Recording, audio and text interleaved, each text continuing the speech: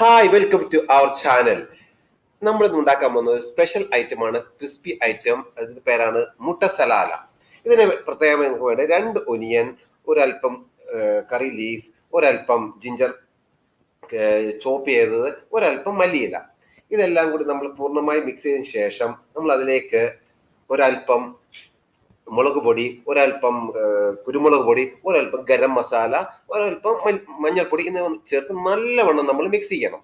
ഇത് മിക്സ് ചെയ്തതിനു ശേഷം ഇതിലേക്ക് നമ്മൾ ഒരു അല്പം മൈദപ്പൊടിയോ അല്പം കടലമാവോ നമുക്ക് ചേർത്ത് നല്ലവണ്ണം മിക്സ് ചെയ്ത് നമുക്ക് എടുക്കാവുന്നതാണ്.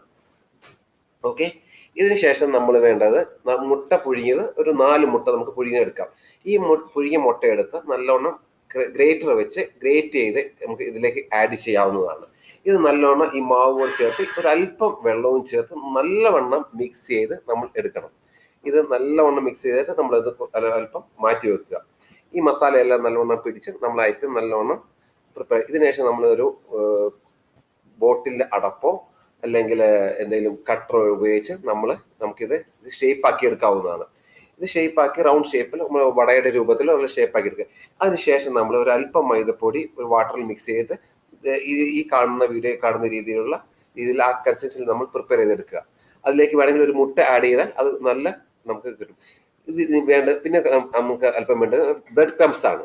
ബ്രെഡ് ക്രംസും എടുത്ത് അതിന് ശേഷം നമ്മൾ ഉണ്ടാക്കി വെച്ച ഈ റോള് ഇതിൽ മൈദയിൽ മുക്കി, മൈദ മിക്സിൽ മുക്കി, ബ്രെഡ് ക്രംസിൽ മുക്കി നമുക്ക് നല്ല രീതിയിൽ ഫ്രൈ ചെയ്ത് എടുക്കാവുന്നതാണ്.